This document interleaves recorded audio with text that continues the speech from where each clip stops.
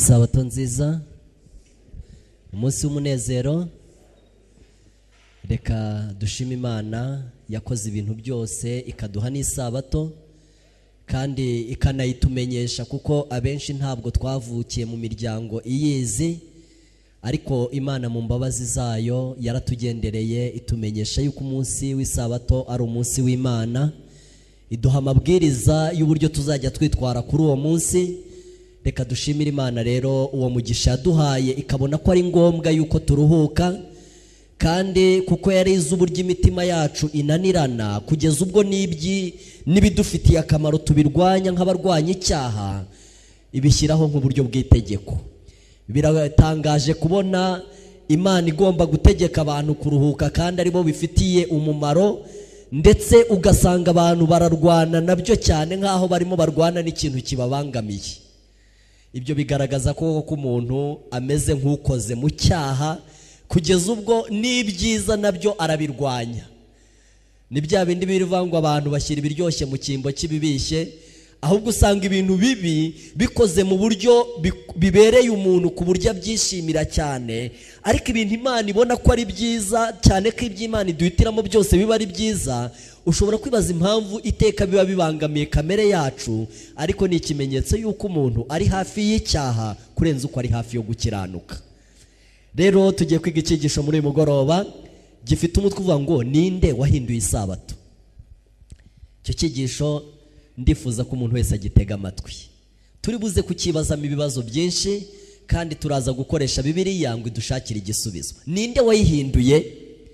None se ubundi tutaribaza ngo ninde wayihinduye, yaba koko yari iriho? Ibyo byose ni ibibazo turi buze gukomeza kwibaza. Iyo usomye mu Itangiriro mu gice cyaho cya 2 umurongo wa 2 kugeza uwa 3, havuga ukuntu Imana yaremye ibintu byose. Igice cya mbere cy'Itangiriro kivuga gahunda yo kurema uko yagenze, buryo Imana yaremye ibintu mu minsi 6, ariko umurongo wa 2 w'igice cya 2 aravuga ngo ku munsi wa 7 Imana irangiza imirimo yakoze, iruhuka ku munsi wa 7 imirimo yayo yose yakoze. Imana iha umugisha umunsi wa 7, iraweza, kuko ari we Imana yaruhukiyemo imirimo yakoze yose. Aya ni amagambo yanditse mu Itangiriro, uburyo Imana yaremye mu minsi 6 ijuru n'isi n'ibirimo byose, yagera ku munsi wa 7 ikarorera ikaruhuka, maze Imana igaha umugisha umunsi wa 7 ikawuruhuka ikaweza, kandi kuko ari we Imana yaremeyemo kuko ari we Imana yaruhutsemo imirimo yayo yose. Iyo turebye rero iyo gahunda yabayeho mu Itangiriro igihe Imana yaremaga, ariko ikintu kidutangaza nuko iyo ukurikiranye amateka ukageza igihe ubwoko bw'Imana bwari burimo buva muri Egiputa, Imana yongeye kugaragaza yuko isabato nubwo yari itarahinduka. Ntabwo wavuga ngo ahari Imana yabivuze mu irema biza guhinduka, kandi ubona yuko na nyuma yo kugira ngo ubwoko bw'Imana buve muri Egiputa iyo gahunda yari ikiriho. Igihe bari bageze mu butayu rero, cyane cyane igihe bajyaga batoragura manu, Imana yari yarabahaye itegeko ryanditse mu Kuva mu gice cya 16 umurongo wa 4. Ahangaha ndagira ngo nkubwire ko amategeko 10 yari ataranatangwa ku musozi Sinayi, kuko amategeko yatanzwe mu Kuva mu gice cya 20, ariko ibi bigaragaza yuko na mbere yuko amategeko atangwa kuri Sinayi, itegeko ry'isabato ndetse n'andi mategeko byari bituwe biriho. Hari abantu batekereza ko hari amategeko yatangiwe ku musozi wa Sinayi, ariko ntabwo ariko bimeze. Na mbere yuko ubwoko bw'Imana bugera ku musozi wa Sinayi, bukiri hirya cyane mu butayu bukiva muri Egiputa, bwari bugikomeza amategeko y'Imana. Umva mu Kuva 16 umurongo wa 4 uko havuga: maze Uwiteka abwira Mose ati, dore ndabavubira ibyo kurya bimanutse mu ijuru, iminsi yose abantu bazajya basohoka babiteranye iby'uwo munsi, kugira ngo mbagerageze yuko bitondera amategeko yanjye cyangwa batayitondera. Kandi kuwa 6 bajye bateranya ibyo bajyana iwabo bihwanye n'ibyo bajyaga bateranya inshuro 2. Buri munsi ibyo kurya byagwaga bivuye mu ijuru bikagwa mu isi, kandi abantu bari bafite inshingano y'uko buri munsi bagomba kujya kubitoragura, kandi buri munsi batoraguraga iby'umunsi umwe. Iyo usomye muri kiriya gice cya 16 ubona yuko iyo umuntu yatoraguraga iby'iminsi 2, wenda avuga ati kugira ngo ejo ntazasubira gutoragura, n'ubundi ibyo yabaga yarengeje ku by'umunsi umwe byarapfaga. Umwihariko wabaga ku munsi wa 6 gusa, nibwo abantu bari bafite itegeko ryo gutoragura iby'iminsi 2, kuko ku munsi wa 7 bwo ntabwo byabonekaga. Imana yari yaravuze ngo kandi ku wa 6 bajye bategura ibyo bajyana iwabo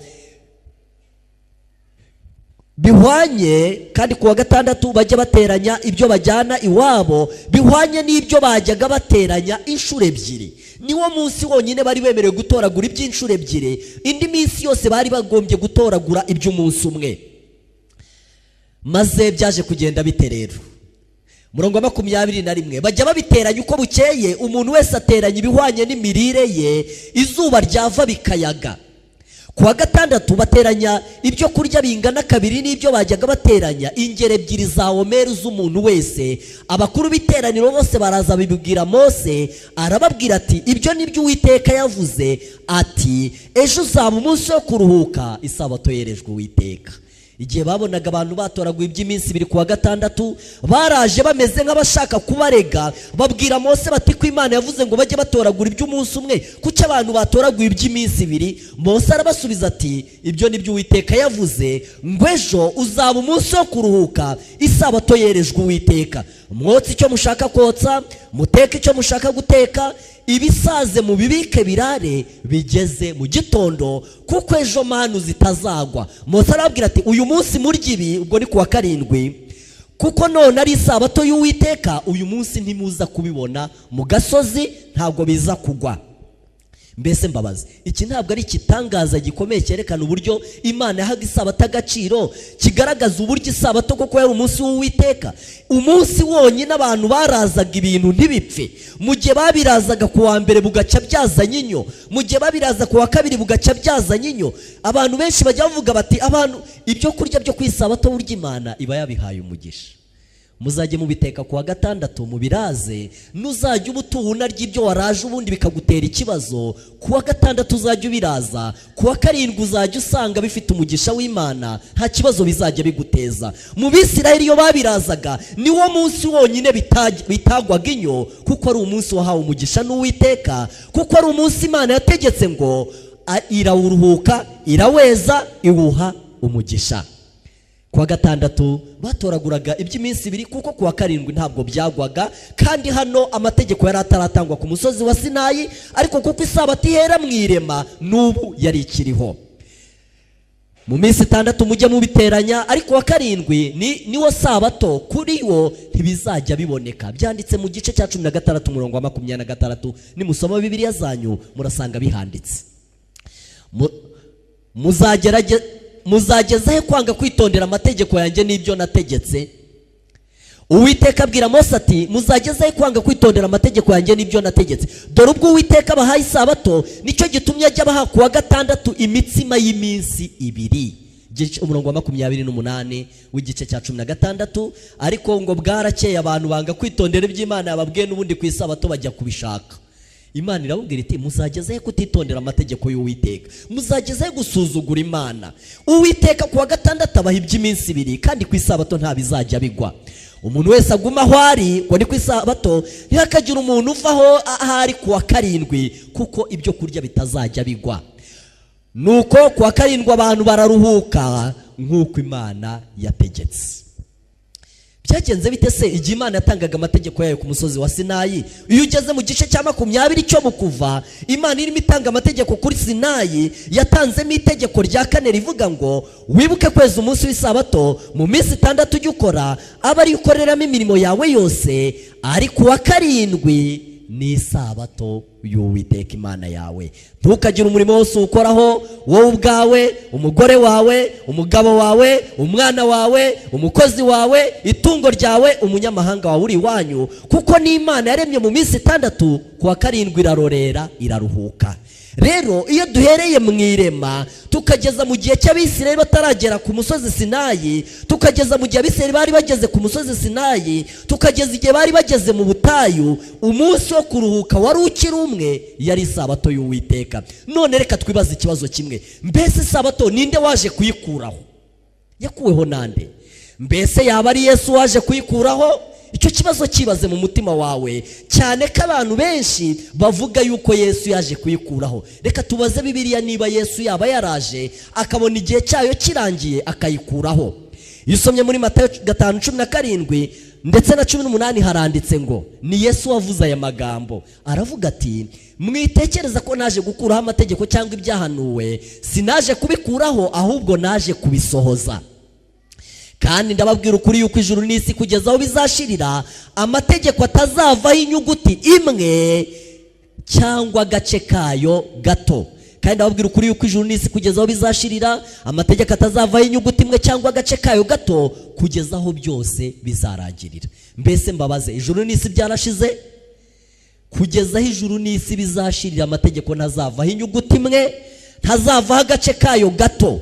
Ndetse iyo usomye muri Luka 16:17 ho haranditse ngo icyoroshye nuko ijuru n'isi byashira kuruta kagace k'inyuguti imwe yo mu mategeko kavaho. Icyoroshye nuko ijuru n'isi byagenza bite? Amategeko akomeye kurenza, umva, ubundi amategeko utazi itegeko araribarirwa. Kugira ngo umenye agaciro n'uburemere bw'itegeko, uzarebe gahunda yo guhindura itegeko nshinga icyo yasabye abantu. Ubundi itegeko rirakomeye cyane, abanyarwanda baravuga ngo rirusha amabuye kugenza gute? Rirusha amabuye gukomera. Yesu yavuze yuko ibintu bibiri bigereranyije, kuvaho kw'ijuru n'isi cyangwa kuvaho kw'amategeko, icyoroshye nuko ijuru n'isi byavaho kuruta yuko inyuguti imwe yo mu mategeko 10 yavaho.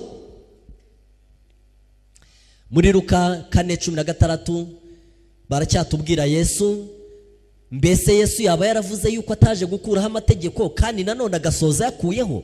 Luka igice cya 4:16 haranditse ngo ajya i Nazareti yo yarerewe, ku munsi w'isabato yinjira mu isinagogi nk'uko yamenyereye, bamuha igitabo cy'umuhanuzi Yesaya ngo agisome. Abumbura igice cyanditsemo ngo umwuka w'Uwiteka ari muri nge, yantumye kumenyesha imbohe ko zibohowe, yantumye kumenyesha impumyi ko zihumuka, kubohora ibisenzegeri, kumenyesha abantu iby'umwaka umwami wacu agiriyemo imbabazi. Yesu ku munsi w'isabato nk'uko yamenyereye yinjiye mu isinagogi. Nshuti yanjye, Yesu gahunda ye y'akamenyero yari uko buri sabato yinjira mu isinagogi agasenga. Niko isomo ryanditse muri Luka 4:16 havuga ajya i Nazareti yo yarerewe, ku munsi w'isabato yinjira mu isinagogi nk'uko yamenyereye, bamuha igitabo cy'umuhanuzi Yesaya, abumbura igice cyanditsemo ngo umwuka w'Uwiteka ari muri nge, yantumye kumenyesha imbohe ko zibohowe, yantumye kumenyesha impumyi ko zihumuka, yantumye kumenyesha abari mu nzu y'imbohe yuko babohowe, ndetse no kubamenyesha umwaka umwami wacu agiriyemo imbabazi. Nk'uko byari akamenyero Yesu yasengaga ku munsi w'isabato. Yesu yakomeje isabato ivugwa muri Bibiliya. Ndetse iyo usomye muri Matayo igice cya 24:20, Yesu arimo avuga ibimenyetso bizaranga ko agiye kuza. Yavuze ikimenyetso nshaka ko mutekerezaho. 24:20 haranditse ngo namwe musenge kugira ngo guhunga kwanyu kutazabaho mu mezi y'imbeho cyangwa ku isabato. Hari ikibazo nshaka kubabaza, mbese Yesu yaba yarazi yuko urupfu rwe ruzakuraho isabato akabwira abantu ati musenge kugira ngo guhunga kwanyu kutazabaho ku isabato?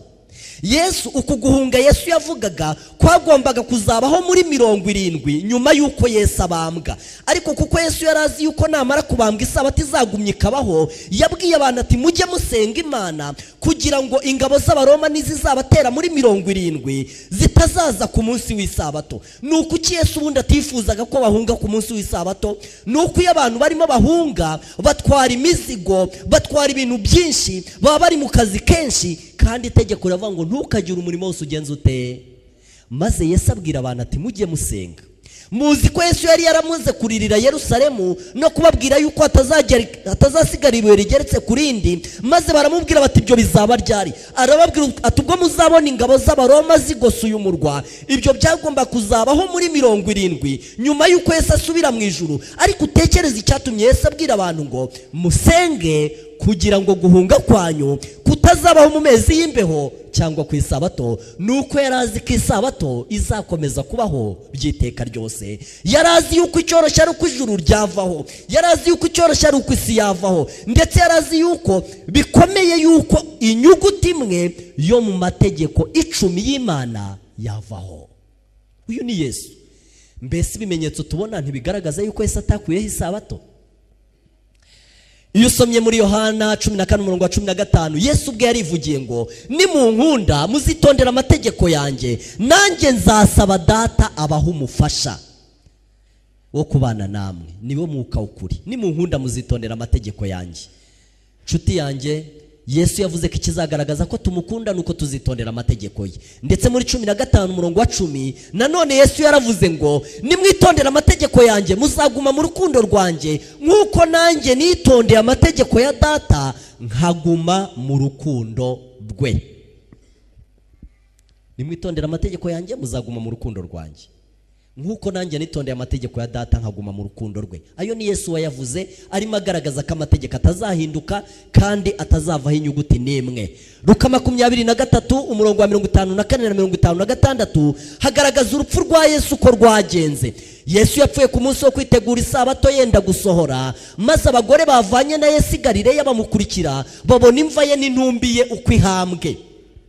Basubirayo batunganya ibihumura neza n'imibavu, kandi ku munsi w'isabato bararuhuka nk'uko byategetswe. Niko byanditse muri Bibiliya yawe. Ku munsi w'isabato bararuhuka nk'uko byategetswe, maze ku wa mbere y'iminsi 7 kuki batazanye ibihumura neza ku wa mbere y'iminsi 7? Kuki atari bwo baje kubimusiga bakagomba gutegereza yuko?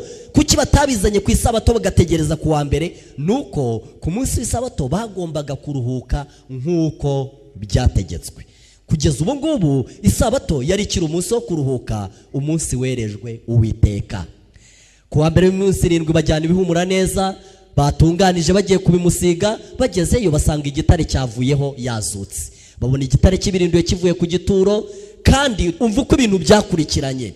Ku wa gatandatu ariwo ku munsi wo kwitegura nibwo Yesu yabambwe. Friday, Vendredi nibwo Yesu yabambwe. Isaha 9 nabwo abambwe isabato itaratangira. Ni nayo mpamvu bagiye kumuvuna amaguru ngo isabato idatangira kiri ku musaraba.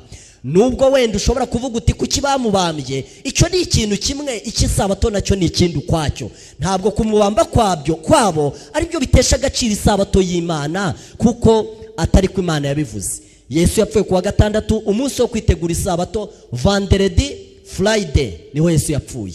Ku wa karindwi hari ku isabato nibwo Yesu yabaye mu gituro, kandi ku wa mbere y'iminsi 7 hari nibwo Yesu yazutse.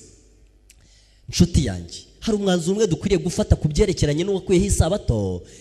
Umwanzuro ukomeye nuko Bibiliya yerekana ko Yesu atigeze akuraho isabato.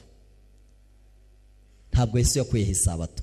Ejo nababwiye yuko abantu bajya batanga amasomo avuga ngo kuba Yesu yarazutse ku wa mbere ni igihamya cy'uko yakuyeho isabato. Ariko nababajije ikibazo kibaza ngo mbese Yesu yaba yarazi yuko umunsi wo gusenga wari isabato, akabona ko kuzuka ku wa mbere bihita bihindura uwo munsi? Mutekereza ko Yesu yari kuzuka mu bintu byinshi yavuze amaze kuzuka ntanavuge ku munsi wo gusenga wahindutse? Yesu abantu baramubeshyera. Ntabwo yigeze ahindura isabato, ahubwo yavuze yuko itazavaho inyuguti imwe cyangwa agace kayo gatoya. Ikibazo cya kabiri, none se intumwa za Yesu zaba arizo zaje kuyihindura? Zaba arizo zaje guhabwa ishurwa n'Imana maze zikayihindura? Umva igisubizo cya Bibiliya. Iyo usomye mu byakozwe n'intumwa 13:14 bakubwira mu gihe cya Paulo uko byari bimeze ku byerekeranye n'umunsi wo gusengaho. Byakozwe n'intumwa 13:14 haranditse ngo ku munsi w'isabato binjira mu isinagogi baricara. Ariko uze guhera ku murongo wa 13 haranditse ngo Paulo ava i Peruga araromboreza ajya muri Antiokia y'i Pisidiya. Ku munsi w'isabato binjira mu isinagogi baricara, maze batangira kwiga ijambo ry'Imana. bamaze gutangira kwiga ijambo ry'Imana, amateraniro aza kurangira, maze bagiye gusohoka, umurongo wa 42 wavuga ngo bagisohoka barabinginga ngo bazongere kubabwira ayo magambo ku isabato ikurikiyeho. Umva ikibazo, kuki batababwiye bati muzagaruke ejo muyatubwire, bikagomba ko bategereza indi sabato? Nuko isabato mu gihe cya Pawulo niwo wari ukiri umunsi wo gusenga, niwo wari ukiri umunsi wera w'Imana. Turi buze kumenya ngo ikinyoma cyaje ryari kizanwa nande. Mu gihe cya Pawulo umunsi wo gusenga wari ukiri isabato. Niyo mpamvu Pawulo yateranye n'abantu ku munsi w'isabato, kandi basohotse baramwinginga ngo azongera agaruke ku yindi sabato ababwira ijambo ry'Imana. Umva umurongo wa 44, ku isabato ikurikiyeho ab'umudugudu hafi ya bose bateranira kumva ijambo ry'Imana. Ku isabato ikurikiye barayitegereje. Aho ni mu Byakozwe n'Intumwa 13. Bigenda bitiyo dusomye mu Byakozwe n'Intumwa 16 umurongo wa 13, haranditse ngo ku munsi w'isabato tuva mu mudugudu tujya ku mugezi inyuma y'irembo dukeka yuko hari ahantu ho gusengera. Uwo ni Pawulo ukivuga. Igice cya 16 nacyo Pawulo yavuze ku munsi bari bagisengaho wari isabato. Ku munsi w'isabato tuva mu mudugudu tujya ku mugezi inyuma y'irembo dukeka yuko hari ahantu hari gusengera, maze dusanga abagore bahateraniye, dutangira kuganira nabo ijambo ry'Imana. Byakozwe n'Intumwa 16:13. Bite mu Byakozwe n'Intumwa 17 umurongo wa 1 haranditse ngo bagere i Tesalonike hari isinagogi y'Abayuda, nuko Pawulo nk'uko yamenyereye yinjira muri bo ajya impaka nabo mu byanditswe ku masabato 3 akurikirana. Cyakozwe n'Intumwa 17 umurongo wa 1, amasabato 3 Pawulo yamaze hariya arimo aganira n'abantu ku bya Yesu, arimo ajya impaka nabo abemeza ibya Yesu yuko ari Mesiya. Amasabato 3 akurikirana. Ibyakozwe n'Intumwa 17 umurongo wa 18. Byagenze bite mu Byakozwe n'Intumwa 18 umurongo wa 4 haranditse ngo agira impaka mu isinagogi amasabato yose yemeza Abayuda n'Abagiriki. Nshuti yanjye, mbese twavuga yuko Pawulo yaba ari we wakuyeho isabato? Oya, Pawulo yarinze apfa isabato itavuyeho, kandi ntabwo yigeze mu gihe cyavaho isabato. Mu gitabo cy'Ibyakozwe n'Intumwa herekana ko Pawulo yakoranije amateraniro ku munsi w'isabato inshuro 84. Mbabwiye nkeya, reka mbabwire ikintu gikomeye. Iyo uhereye mu itangiriro ukagera mu gitabo cy'Ibyahishuwe usanga harimo umunsi umwe gusa wo gusenga washyizweho n'Imana, kandi uwo munsi ni isabato. Ibyahishuwe igice cya 1 umurongo wa 10. Reka wumve Yohana, nawe ni intumwa ya Yesu, ya yindi yavaga indimwe na Yakobo, umwe Yesu yatoranyije na Yakobo ku nyanja y'i Galileya. Haranditse ngo ku munsi w'umwami wacu nari ndi mu mwuka, niko Yohana avuga. Inyuma yanjye numva ijwi rimbwira ngo icyo ubona cyandika cyohereza amatorero 7 yo muri Asiya, Efeso, Simuruna, Perugamo yose. Ariko ndijya ngo dusesengura isomo rivuga ngo ku munsi w'umwami wacu nari ndi mu mwuka, cyangwa se nari ndi mwiyerekwa. Ibintu Yohana yanditse mu gitabo cy'Ibyahishuwe atubwiye ko yagiye mwiyerekwa ku munsi w'umwami, nibwo yabyeretswe n'Imana. None ku munsi w'umwami ni ryari? Umva Bibiliya rero, Mariko 2:27. Yesu arabasubiza ati isabato yabayeho kubw'abantu, abantu sibo babayeho kubw'isabato, nicyo gituma umwana w'umuntu ari umwami w'isabato. Ku munsi w'umwami wacu nari ndi mu mwuka, nicyo gituma umwana w'umuntu ari umwami w'isabato. Nshuti yanjye, ku munsi w'umwami ni ku cyumweru, ni ku isabato. Ariko ngo abantu bazavuga ko ku munsi w'umwami ari ku cyumweru, biravuga ngo umwana w'umuntu ni umwami w'isabato, kandi biravuga nayo ngo ku munsi w'umwami niho nagiye mu mwuka. Rero ni ku isabato niho Yohana yeretswe. Hari n'ikindi kigaragaza ko ari ku isabato, kuko umwana w'umuntu ari umwami w'isabato, Matayo 12 umurongo wa 8. Niki kindi kigaragaza yuko ku munsi w'umwami ari ku isabato? Icyo gituma umwana w'umuntu ari umwami w'isabato, Luka 6 umurongo wa 5. Iyo usomye itegeko rya 4 riravuga ngo ariko wa 7 ni isabato y'Uwiteka. Ni ku munsi w'umwami, ni umunsi w'umwami. Abantu benshi baravuga bati isabato ni y'Abayuda. Oya, isabato yabayeho mbere yuko Abayuda babaho, kuko isabato itangirira muri Edeni, kandi Adamu ntabwo ari umuyuda. Ndagira ngo nkubwire ikintu gikomeye ku isabato. Isabato yabayeho mbere yuko icyaha kibaho. Isabato ibaho hagati mu cyaha, isabato izabaho igihe icyaha kizaba kitakiriho. isabato ni ikimenyetso gikomeye cyane cyabayeho mbere y'uko icyaha kibaho hagati mu cyaha n'igihe icyaha kizaba kitakiriho. Isabato izaba ikigenje gute? No mu isi nshya isabato izaba ihari. Reka uze Bibiliya ibiguhamirize. Ariko wa karindwi ni isabato y'Uwiteka, ni umunsi w'umwami.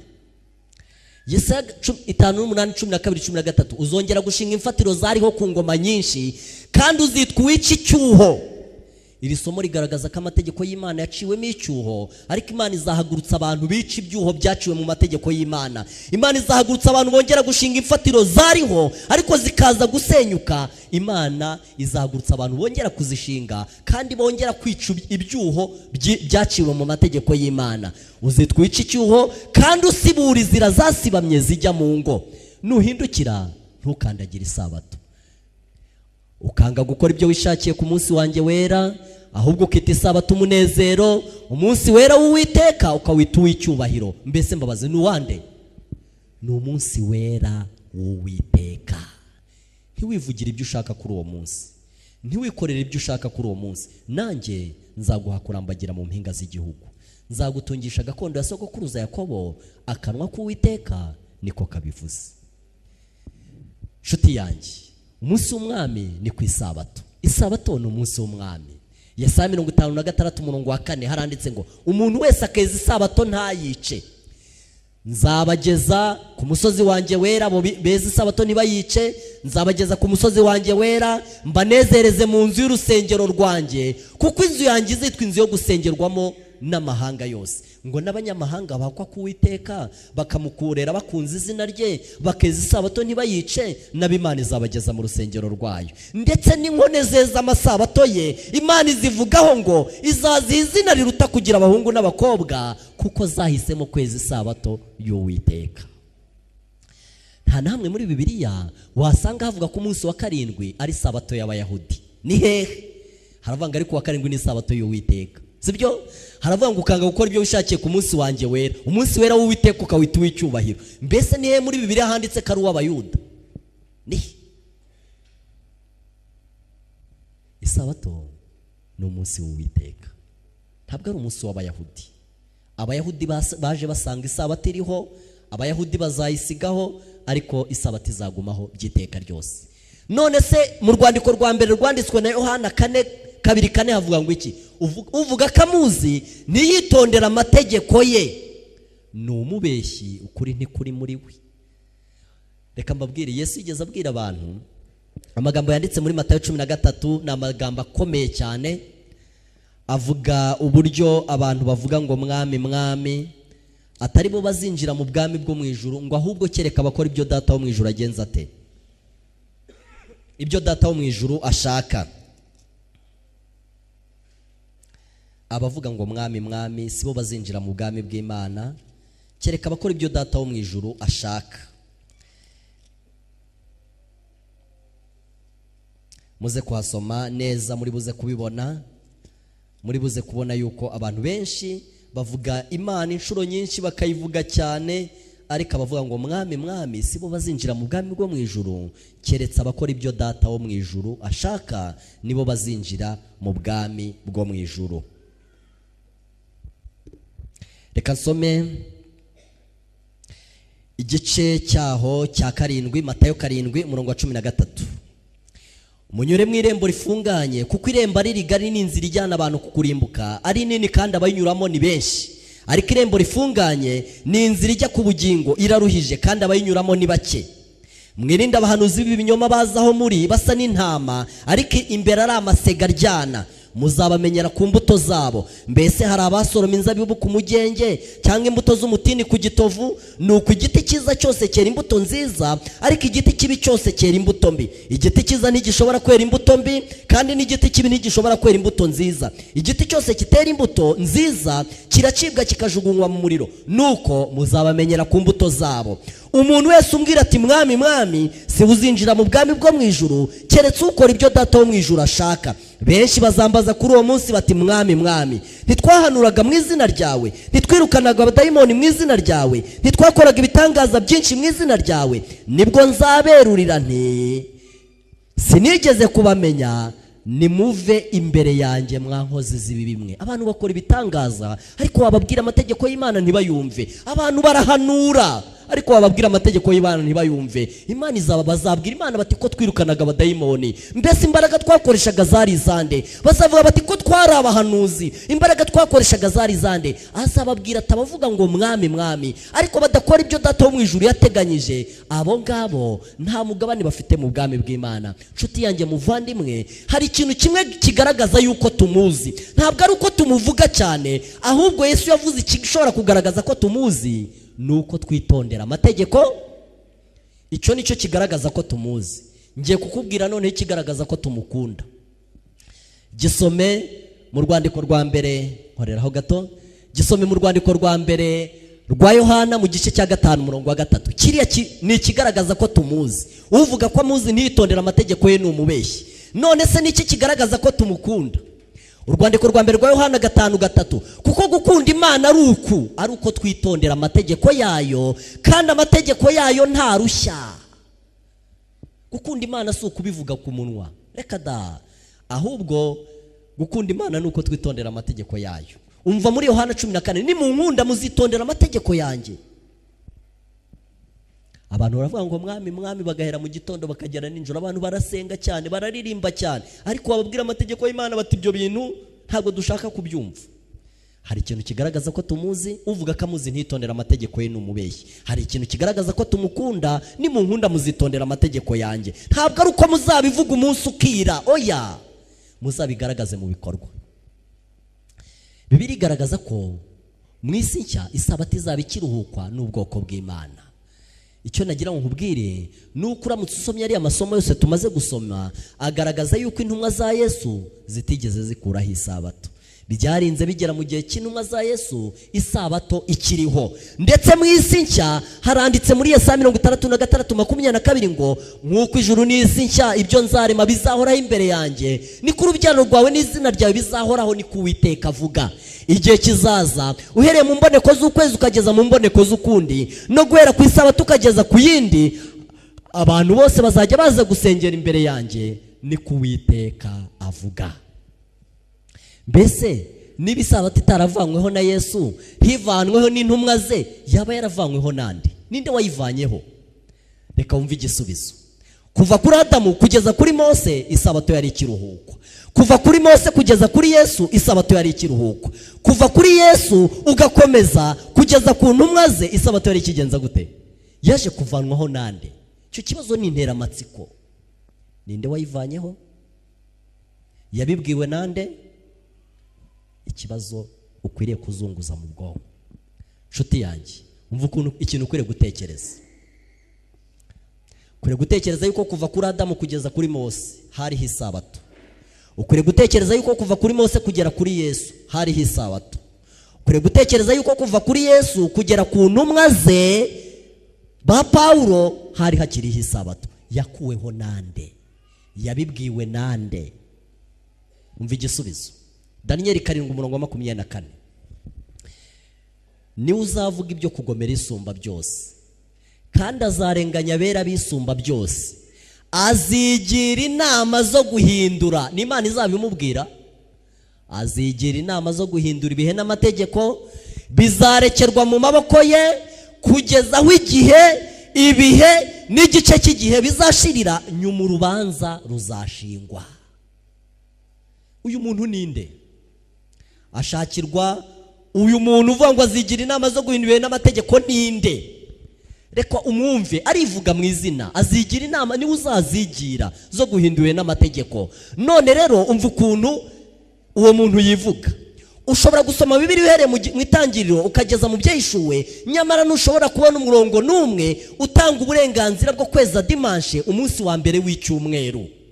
Ibyanditswe byera bishimangira ko abayoboke b'idini bakomeza isabato y'umunsi wa 7 yo muri Edeni. Mu gitabo cyitwa Kwizera kwa Miliyoni Nyinshi, kuri page yacu ya 421 handitse ngo nyamara kubera ko isabato ari ivugwa muri Bibiliya aho ku munsi wa mbere w'icyumweru dimanche, ntimubona ko ari ibintu bibabaje kubona abantu bavuga ko idini yabo rishingiye kuri Bibiliya aho kuba rishingiye ku itorero, bakomeza kubahiriza dimanche aho kubahiriza isabato. Mu kuri ibyo ntibihwanye n'ibyo bakagombye gukora. Nyamara ihindurwa ry'uwo munsi ryabayeho mu myaka igera ku 1600 mbere y'ivuka ry'ubuprotestani. Bakomeje kubahiriza umugenzo nubwo ushingiye ku bubasha bw'itorero gatolika aho kuba ushingiye ku isomo rya Bibiliya. Kubahiriza uwo mugenzo bikomeza kuba urwibutso rw'itorero wakwita nyina y'ayandi. Ni nk'umuntu uhunze nyina agatwara kuma afungisha umusatsi cyangwa agatwara ifoto ye. Umva muri gatigisimu yo mu cya 977 page 50 hari ikibazo kibaza ngo, ikibazo umunsi w'isabato ni uwuhe? Igisubizo, samedi umunsi wa karindwi w'icyumweru niwo sabato. Niko byanditse muri iriya gatigisimu.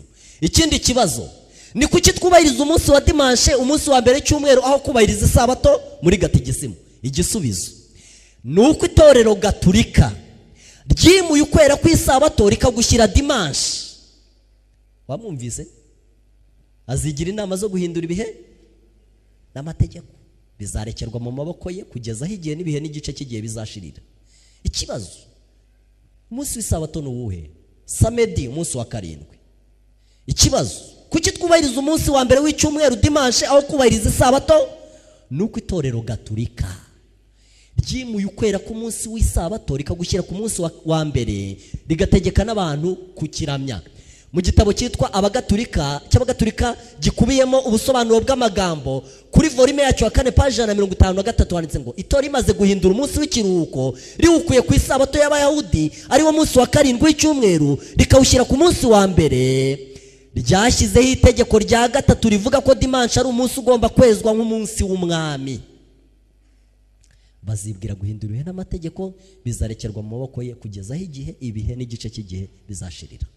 Nshuti yanjye, abaprotestani bavuga ko bagendera ku kuri, bateranira hamwe bagasenga ku munsi wa dimanche. Nyamara nta gihamya cyo muri Bibiliya kivuga ko abantu benshi bagomba guterana ngo basenge dimanche. Isabato y'Abayuda cyangwa umunsi w'ikiruhuko, ibi bivuga ngo isabato y'Abayuda ni Kiliziya bivuga, ntago ari isabato y'Abayuda, isabato y'Imana cyangwa umunsi w'ikiruhuko. Birumvikana ko ari ku isabato. Itorero rya Gatolika niryo ryafashe umwanzuro ko dimanche ikwiriye kuba umunsi abakristo bakwiriye kuramyaho Imana, baha icyubahiro umuzuko. Ariko abagatolika babaza abaprotestani bati, dufite ikibazo ko mwavuze ko mutuvuyemo kubera ikibazo cya Bibiliya mugiye gukomeza, byagenze biti? Aho mwajyaga mwagezeyo, cyangwa se ko tubona ntacyo tugipfa mwazongeye mukigarukira? Gatigisimu igibwaho impaka yitwa kuri yayo muri 53 haravuga ngo, ikibazo, iyo abaprotestani bakora imirimo isanzwe ku munsi w'isabato ari wo munsi wa karindwi w'icyumweru, mbese baba bakurikije ibyanditswe byera nk'igitabo rukumbi kwizera kwabo gushingiyeho? Igisubizo, ahubwo oya, ahubwo baba bishingikirije ku mihango. Mu gihe bagenza batyo mu kwica isabato, baba bishe rimwe mu mategeko 10 y'Imana. Iyo babazayo basigaranye basanga atagera ku 10. Bavuga ko atigeze ahindurwa. Wabishe rimwe mu mategeko 10 y'Imana bavuga ko atigeze ahindurwa. Rimwe rivuga ngo wibuke kweza umunsi w'isabato mu minsi 6 ujye ukore imirimo yawe, ariko wa karindwi ni isabato y'Uwiteka. Nshuti yanjye, ukwiriye guhitamo isabato cyangwa ugasenga izuba mu buryo bwa gipagani nk'uko twabibonye ejo, maze ugahitamo. Kandi Imana ishaka umuntu uhitamo, ikanamugira inama yo guhitamo neza. Amategeko y'imihango page 263. Ubutegetsi bw'itorero ntibwabashije kumvira ubutegetsi bw'ibyanditswe byera, kubera ko itorero ryahinduye isabato rikayishyira ku cyumweru bidategetswe na Kristo, ahubwo ribyitegekeye ubwaryo. Azibwira guhindura ibihe n'amategeko, azigira inama. Nshuti yanjye, umva Satani ukuntu ari mubi. Yayobeje 1/3 cy'abamarayika mu ijuru. Yayobeje Adamu na Eva muri Edeni. N'uyu munsi aracyayobya miliyoni na miliyoni z'abantu. Niko Satani akora. Yayobeje 1/3 cy'abamarayika bo mu ijuru. Yayobeje Adamu na Eva mu murima wa Edeni. Yagiye ayobya abagabo n'abagore mu buryo bunyuranye mu myaka magana menshi ishize. N'uyu munsi aracyabayobya. Bibiliya ivuga ngo ni umunyabinyoma kandi ntiyigeze ahagarara mu by'ukuri, ni we se w'ibinyoma, Satani. Yesu yigeze abwira abantu bo mu gihe cye, arabwira ati, niki gituma mucumurira itegeko ry'Imana gukomeza imigenzo yanyu? none nanjye reka mbibabaza, niki gituma mucumura itegeko ry'Imana kugira ngo mukunde mukomeze imigenzo yanyu nkuko Yesu yabibajije muri Matayo 15 umurongo wa 3, Ibyahishwe 14 umurongo wa 12, aho niho kwihangana kw'abera kuri bitondera amategeko y'Imana kandi bakagira kwizera nk'ukwa Yesu. Kubera iki harimo icyo kwihangana? Nuko amategeko y'Imana cyane cyane iri tegeko ryibasiwe rigiye kuzatera ikibazo gikomeye, rigiye kuzanyeganyeza iyi si, rigiye kuzayishungura, rigiye kuzatuma abantu benshi barenganwa. Ariko biravuga ngo aha niho kwihangana kw'abera kuri bitondera amategeko y'Imana kandi bakagira kwizera nk'ukwa Yesu. Mwari muzi ko iri tegeko impamvu Satani aryanga irazwi. Nuko iri tegeko niryo ribamo ikimenyetso cy'Imana. Amategeko adafite iri tegeko ameze nk'inyandiko idafite kashi. Iri tegeko ribamo ikimenyetso gihesha agaciro amategeko y'Imana. Niyo mpamvu bavuga ngo kandi mbana n'amasabato ngabe ikimenyetso. Nshuti yanjye, isabato ni ikimenyetso hagati y'Imana n'abantu bayo. Nubwo uyu munsi utabyemera, mu minsi iri imbere uzabona ko ari cyo kimenyetso gitandukanya abantu ko ari ab'Imana n'abandi katari abayo. Isabato ni izashungura abantu, ni izatuma umuntu yemererwa kujya mu ijuru cyangwa kutazarijyamo. Umuntu wese azagera ubwo azabona ko ari cyo gipimisha azapimishwa, nicyo kimenyetso kandi nicyo gishyira kashe mu mategeko y'Imana. Ndetse umuntu yaranditse ngo ushyira amategeko yawe ikimenyetso. Amategeko atagira isabato ameze nk'inyandiko idafite ikimenyetso, idafite kashe. Mu minsi iri imbere bizagaragara ko Imana ifite itegeko rimwe, itegeko ritagira leta irishyigikira ku isi, itegeko rishyigikirwa n'Imana. Andi mategeko yose uyishe ntabwo ikibazo ari ukutajya mu ijuru, ahubwo wagirana ikibazo na leta. Ariko hari itegeko rirebwa n'Imana yonyine, itegeko ririmo ikimenyetso cyayo, itegeko rya kane. Ukwiye guhitamo Yesu wavuze ati ninjye nzira n'ukuri n'ubugingo, cyangwa ugahitamo Satani wavuze ko ari umunyabinyoma kandi kwereka mbere hose yahereye kera kose ari umunyabinyoma, ko atigeze ahagarara mu by'ukuri. Niko muri Yohana 8:44 yavuga. Ukwiye guhitamo, mbese urahitamo Yesu inzira n'ukuri n'ubugingo? Mbese urahitamo umunyabinyoma washutse abamarayika mu ijuru akabagusha, agashuka Adamu na Eva mu murima wa Edeni akabagusha, n'uyu munsi akaba agishuka abantu? Cyangwa urahitamo Yesu inzira n'ukuri n'ubugingo? Ukwiye guhitamo Bibiliya, ugahitamo amategeko y'Imana, ugahitamo inyigisho za Yesu, ugahitamo itegeko ry'Imana, ugahitamo ukuri, umunsi nyawo w'Imana. Cyangwa se ugahitamo imigenzo, amategeko y'abantu, intekerezo z'abantu, icyo abantu bihimbiye, ibinyoma, ibihimbano, inzira y'umuntu. Ukwiye guhitamo. Isabato ni umunsi wera w'Uwiteka. Yabayeho mbere y'icyaha, ibaho hagati mu cyaha, icyaha kitabaho izagumya kubaho, kandi ni ikimenyetso. Niyo mpamvu nanjye nifuza kukubwira ko ukwiriye guhitamo, kandi ugahitamo neza. Kandi inshuti zanjye, hari igihe ibintu nk'ibi bivugwa abantu bakumva bati ngende numve, ariko bagasoza badahisemo. Ibintu by'Imana nababwiye ntangira yuko bikora ibintu bibiri: bihesha abantu ubugingo igihe babyumviye, cyangwa bikabaciraho iteka igihe batabyumviye. Yesu yabwiye abantu ngo umuntu wese wumva amagambo yanjye akizera uwantumye aba abonye ubugingo buhoraho. Nubwo Yesu ataraza, ahita abona ubugingo buhoraho acyumva amagambo y'Imana, akizera uwatumye Yesu akayagenderamo. Ariko Yesu arongera aravuga ngo umuntu wese wumva amagambo yanjye ntayitondere, sijya umuciriyeho iteka, kuko ntazanywe no gucira abari mu isi y'iteka. Unyanga ntiyemera amagambo yanjye afite umuciraho iteka, amagambo navuze niyo azamuciraho iteka ku munsi w'imperuka. Uyu munsi ukeneye guha ijambo ry'Imana agaciro, ugatera intambwe, ugafata icyemezo cyo kurigenderamo, kuko ni naryo uzahangana naryo ku munsi w'urubanza. Ntabwo Yesu azajya hariya ngo habeho guterana amagambo. Ijambo ry'Imana rizaguhamya mu mutima wawe ko waryumvise kandi kutarigendeyemo. Niyo mpamvu nifuza gutanga umwanya wo kwiyegurira Imana. Nkaba nifuza guhamagara umuntu uvuga utumva njyewe ntabwo nari nzi ko ibintu bimeze bityo, akavuga ati banyigishije rwose ko iby'isabato Yesu yabikuyeho. Ariko akavuga ati ijambo ry'Imana rivuze ukuri ku isabato itavuyeho. Hari icyigisho nashyize kuri internet muzakireba, gifite umutwe uvuga ngo amategeko Imana yakuyeho. Nayo narayigishije kuko nayo muri Bibiliya yaranditse, ariko uyu munsi nkwigishije amategeko Imana itakuyeho. ay'Imana yavuze ko kugeza aho ijuru n'isi bizashirira atazavaho inyuguti n'imwe. Amategeko yanditswe n'urutoki rw'Imana. Mu bintu byanditse muri Bibiliya habamo ikintu cyanditswe n'urutoki rw'Imana, ni amategeko yayo. Ayo mategeko Imana yayanditse ku bisate by'amabuye ngo bigaragare yuko kugeza aho ijuru n'isi bizashirira atazavaho inyuguti imwe. Igihe Mose yarasanze barimo baramya ikigirwamana agakubita amategeko hasi akayamena, Imana yaramubwiye tuzagenda ubaza ibindi bisate ubigarure nzongere nandike ayo mategeko. Amategeko y'Imana ni ingoma y'Imana ishingiyeho. Amategeko y'Imana agaragaza imico yayo. Niyo mpamvu aramutse akuweho ntabwo ingoma y'Imana yashoboka, kandi imico yayo abantu ntibayimenya kuko amategeko y'Imana ari imico yayo. Imana ibaha umugisha. Hari isomo rimwe nshaka gusorezaho, nifuza kugutura we waje aha ngaha, kandi nifuza kugusabira. Ryanditse mu gitabo cy'umuhanuzi Ezekiyeli, igice cyaho cya 25 umurongo wa 36. Iryo somo ngiye kuri gusomera, ariko saba Imana kugira ngo iriguheremo umugisha. Ni 36:25. Ezekiyeli 36:25. Iri somo ngiye kuri gutura, ngiye kurisorezaho icyigisho cyo muri uyu mugoroba.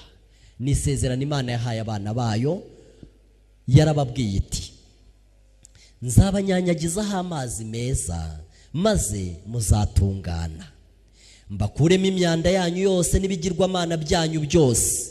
26. Nzabaha n'umutima mushya, mbashyiremo umwuka mushya, mbakuremo umutima ukomeye nk'ibuye, mbashyiremo umutima woroshye. 27. Kandi nzabashyiramo umwuka wanjye, ntume mugendera mu mateka yanjye, mugakomeza amategeko yanjye mukayasohoza. Kandi nzabaha umwuka wera kugira ngo ntume mugendera mu mateka yanjye, mugakomeza amategeko yanjye mukayasohoza. Niki gituma Imana iduha umwuka wayo? Nzabaha umwuka wera kugira ngo ntume mugendera mu mateka yanjye, mukakomeza amategeko yanjye mukagenza mute.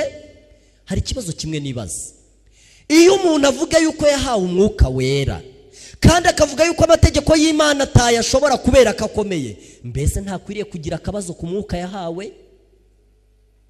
Kuko Yesu aravuga ngo kandi nzabaha umwuka wera kugira ngo ntume mugendera mu mateka yanjye, mugakomeza amategeko yanjye mukayasohoza. Nicyo kizana umwuka wera mu mutima w'umuntu, ni ukugira ngo uwo mwuka utume, ni ukugira ngo ubashishe umuntu kugendera mu mateka y'Imana, agakomeza amategeko yayo akagenza gute.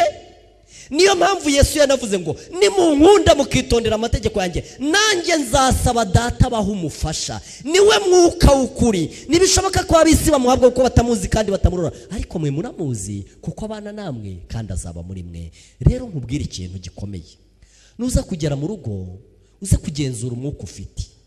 Uwo mwuka wahawe ntutume usoza amategeko y'Imana ngo yasohoze, urumva udafite ikibazo? None se kari Imana iduhera umwuka hari ukugira ngo amategeko y'Imana tuyashobore? Kuko biravuga ngo amategeko nayo umwuka, ariko twebwe turi abakamere, sibyo? Icyo Imana ikora rero si ugukuraho amategeko, ahubwo natwe duhindura ab'umwuka. Amategeko nayo umwuka, twe turi abakamere. None Imana izabigenza ite? Ntabwo izakuraho amategeko, ahubwo izahindura twebwe tuba ab'umwuka. Niyo mpamvu ivuga ngo kandi nzabaha n'umwuka wanjye kugira ngo ntume bagendera mu mateka yanjye, bagakomeza amategeko yanjye bakayasohoza. Imana ibaha umugisha muri uyu mugoroba, ibumvisha uburemere bw'amategeko y'Imana, kandi ibumvishe yuko amategeko y'Imana ari rwo rugero ruruta urundi rwose ruzapima buri muntu wese mbere uko yemererwa kujya mu ijuru. Imana irinda umuntu kugumya kurwana n'Imana ntuzanesha kandi atazanesha, ahubwo imushoboze kuyiyegurira kugira ngo bizamubera amendeze yo kuzajya mu ijuru. Nibyo nagusabira muri uyu mugoroba, nibyo